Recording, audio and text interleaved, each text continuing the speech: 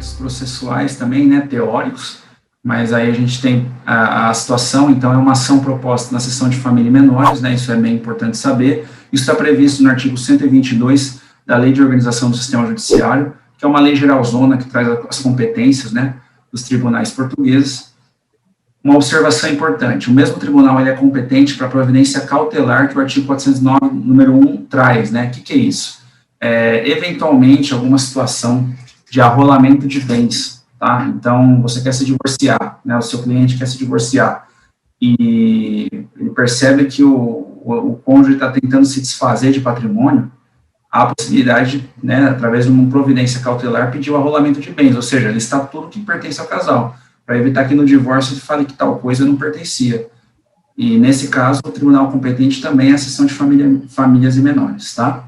Aqui a gente trouxe só um roteiro, né, bem simples, para falar a respeito do processo em si, né, então, se apresenta a petição inicial, o artigo 552 do CPC traz lá os requisitos, como o Julian disse, a gente vai mencioná-los e vai demonstrar isso para vocês amanhã, tá, através de uma peça.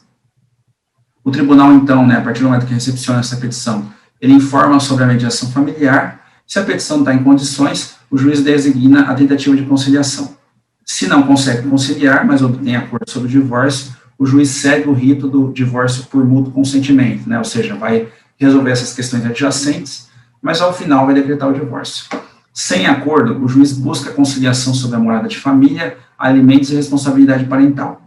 Sem acordo, o juiz pode decretar um regime provisório, ou seja, pode decretar alimentos provisórios, pode decretar uma regulamentação, né, de responsabilidade provisória e por aí vai. No caso, então, de não haver a tentativa de conciliação, o juiz notifica o réu para contestar em 30 dias, o réu contesta, segue o rito comum, né, então tem toda a disposição da contestação também no rito comum. Se não corre, se ele não contesta, né, se o réu não contesta, vai acabar correndo em revelia, né, e tem lá os efeitos da revelia, a presunção de veracidade dos fatos, etc. E aí o juiz finalmente profere sua sentença. Isso é uma coisa que a gente já até se referiu no curso de revisão estrangeira, sentença estrangeira, mas só para deixar claro aqui também, há o Instituto da Réplica em Portugal, tá, ele existe, mas ele é específico para contrapor determinados fatos, tá. Se você for repetir o que você disse na petição inicial, ou seja, não há qualquer coisa que você vai rebater efetivamente na sua réplica, não é para ser feita, tá bom? Essa réplica, ela só é utilizada se eventualmente, né, um exemplo, a parte contrária trouxer um fato aí constitutivo de um novo direito. É claro que você tem que ter direito de defesa sobre aquilo. Então, existe o Instituto da Réplica. Do contrário, isso não é utilizado e, finalmente, o juiz vai sentenciar, tá bom? A produção de provas, eventualmente, numa audiência final. Se não houver necessidade, o juiz sentencia, decreta o divórcio, a morada de família, os alimentos e a responsabilidade parental.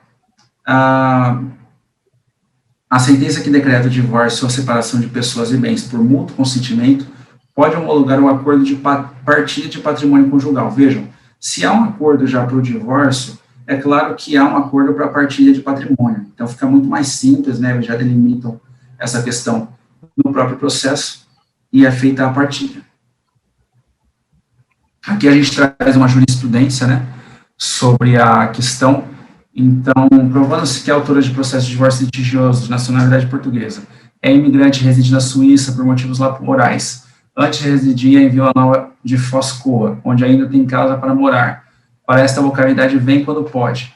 Decorrente até por razões de justiça, celeridade e economia de meios, é o Tribunal Português e não da Confederação Helvética que cobra a competência internacional para apreciar e decidir.